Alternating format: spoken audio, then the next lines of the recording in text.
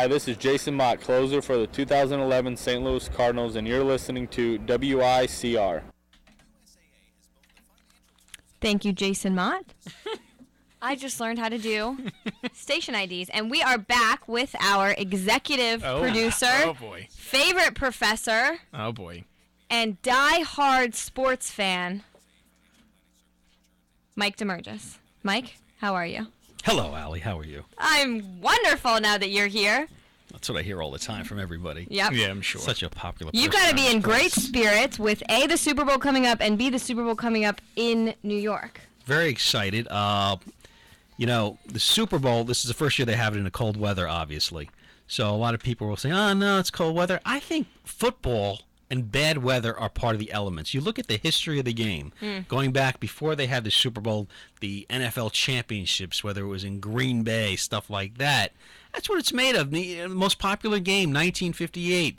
Colts and Giants, Yankee Stadium. Johnny Unitas scores the winning touchdown to win the game, keeps it on a keeper. This is what football is about. It's about the elements. If you're going to play outside, play outside. And they have the backup. If it's let's say the weather's real extreme, they could move the game up. They could move it back, stuff like that. You have that option. So I think this is a great opportunity. And, you know, depending on the success of it, they might look to do it again at some point. But, you know, if you go to a place like Chicago, you know, you're getting a little extreme there, but I'm certainly in the East Coast. You think New York is still more mild. Now, I had gotten into the discussion with someone as why would they choose this? But actually, it's because if you build a stadium, you get to have a Super Bowl in that new stadium. So MetLife Stadium is new and... Well, it was that and also part for 9/11. Okay. It was part of the economic recovery for the city. You know, a couple of our students, Sam Fiorenzo, she was down Times Square there. Joe DeLuisio, he was down there. And it brings a lot of business to the area, you know, restaurants, marketing, what have you. I mean, you have all this crazy stuff going on in the city that normally wouldn't be there.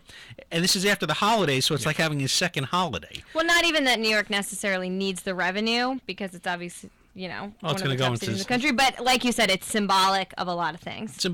You know what? Cities get their identity from their sports teams. You look at a small city like Green Bay. Buffalo was a popular place to go in the 90s. When the Bills, when the Bills were good. So cities really identify. Chicago's another great place that's identified by its sports teams.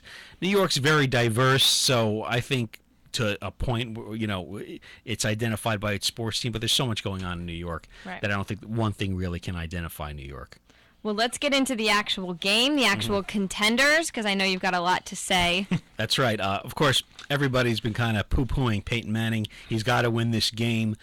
His legacy's at stake, which I don't understand. Here's a guy that at 37 years old, 55 touchdown passes, 10 interceptions this year. Last year, 37 touchdown passes, 11 interceptions. You add that up, and last time I checked, my math was 92 touchdown passes in 2 years. That is a 10-year career for some quarterbacks. And he's done that in 2 years after having neck surgery. So anybody that has to take an attack on Peyton has to win this big one. This is the one that's gonna put him past in the elite, put him past Tom Brady. I mean, come on, people, really? This guy's done so much for so long. He's been such a class citizen. I don't get how you could actually attack this guy. Okay, he's lost some games. That's part of it. You know, a lot has to do with the rest of your team as well, your coach and everything like that. So you really can't attack this guy. This guy's been incredible. Well, I got a question, Mike. Yeah. Every sport right now has somebody who could possibly be considered one of, if not the best, to ever play that game. You got Leo Messi, soccer, Sidney Crosby in hockey, Peyton Manning in football. If you're telling me you're going to put Sidney Crosby ahead of Wayne Gretzky, I'm not telling you he's there yet. I'm going to walk out the door. That's a debate for a different I'm telling you he's day. I'm telling you he's going to be in that conversation when his career's over. LeBron James in basketball. Better than Michael Jordan or Wilt Chamberlain? I don't know about that. And you know, we're talking about having to win. Peyton's already won. LeBron was getting constantly dumped upon because he hadn't won a championship until he went to the Heat and he was surrounded by all-stars. But see, basketball's a different beast. Basketball, you're one of 5 guys, and you can have the ball all the time. Football, you've got 11 guys on offense, 11 guys on defense. But to me, the quarterback is the most important position in all the sports. Why? Ask me why. Why? Mike?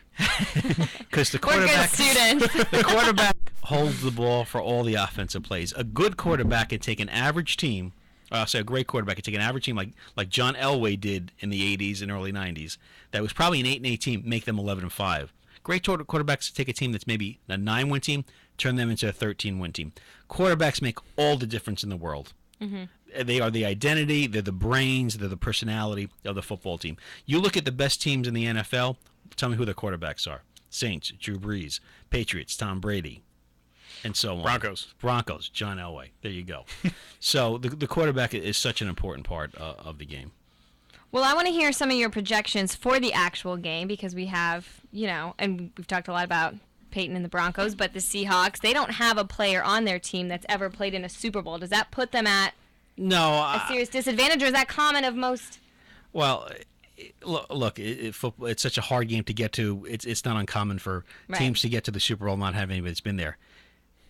This is already a talented team. They made the playoffs last year. They made it the year before as well.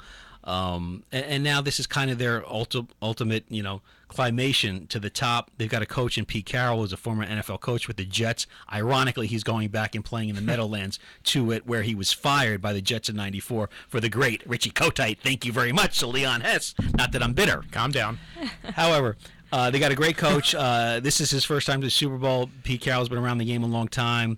This is a team built on defense, running the game, and then you have the best offense in, possibly the history of the NFL, and possibly one of the best quarterbacks of all time. So you have the best offense in the NFL against the best defense, and this is where the matchup's going to be great. So it's the offensive mind against the defensive mind, and I love the fact that the weather could, they say it's going to be in the 40s. I mean, if it was 80 degrees. I want to see weather impact the game in some aspect. I'd love to see snowflakes there, which we're probably not going to get. But bad weather definitely favors the Seahawks. Yes, in this instance.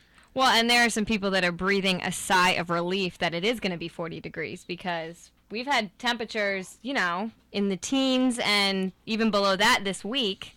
And they were talking about, what did I heard about moving the Super Bowl to Monday if the weather conditions? I mean, that's not going to be an issue now. We're close enough where we know. Yeah, they have that option. And to me, I don't get this part. I'd love to talk to the NFL guru about this. Why don't we have the Super Bowl on a Saturday night if we're taking 2 weeks off? This way, everybody can enjoy themselves. That is deep-rooted in our nation's history that it's always Super Bowl Sunday. That's just how it is. That's how it's always been. You will never get anybody to change that. Good luck, Mike. Well, when I was working with the Giants, I used to go to the NFL meetings at the beginning of the year, and a couple of things they did touch on. Number one, they wanted that 18-game schedule, which the NFLPA pretty much has said, no, that's not going to happen.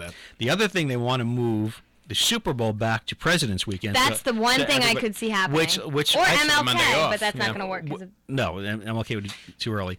They will do that because they're probably going to expand the playoffs. So that gives the opportunity now to move everything back. That would make sense. To President's Weekend. Because, I could see that happening. I mean, a lot of people have Super Bowl parties. By the time the game starts, it's at 6:30. You're going to leave houses at 12:30. I would like to hear the numbers on who takes off. How many people take off Monday? I do. How many people don't go into work?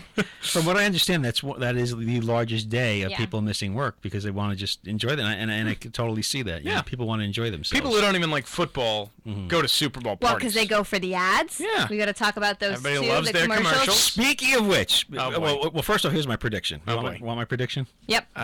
You make me nervous. 23-21 Denver Broncos. They win it on a last-second field goal. But speaking about commercials, during the Grammys, did you see the halftime Pepsi halftime commercial with Mike Ditka going across the air on that Miley Cyrus wrecking ball? Oh God! And he had Terry Bradshaw hysterical. I was on the floor. Oh no! Ditka was going across the stage on a wrecking ball. And they're playing the song. Terry Bradshaw was singing his country music. Deion Sanders was singing his hip hop from the '80s. Shannon Sharp was doing a rap song with Giant center Nick Mangold as a Kanye West Kim Kardashian motorcycle video. Gosh. It was hysterical. I could not stop laughing. It was one of the most hysterical things That's too much. I've ever seen. Well, I'm sure that's much. one of many to come. They've invested about $4.5 million. That's breaking records in the advertisement. That's actually insane. Is that per commercial is going to be $4.5 million? It's just the record cost of ads is Wow. Is going to be. That's actually insane. You know, it's funny. Last year, the commercial came up with Apple in 1984 when the 49ers played the Dolphins. Apple did a commercial, and everybody didn't get it because it was kind of this. It was weird. Music video weird thing. with a big head, very George Orwell, and I was watching something on the History Channel, and everybody when they first showed the commercial that they were going to play, everybody in the boardroom looked at Steve Jobs like, "What are you doing? You're ruining this country." And now it's looked at as brilliant. Yep. The It first takes one. time. It takes a couple years, and then you Yep. look back. To start a fad, you gotta do something. You got to be the weird. outsider. And my final note is, 20 years from now, when we look back at the Obama presidency, we're going to Oh look my back goodness! at it Cut as him off! Thing. Cut him off. We'll tell. Al, you have the soundboard. That I'm cutting off host 3. Thank you so much for joining us, Mike. We know we can count on you whenever we need our sports talk. Yeah, or And jeez. political talk too, if we really want that opinion. But we get to say what goes on the air during the show. Everybody and right needs now, their Karl Rove, right? We'll be We've got our back Mike with a little DeMarcus. bit of weather talk.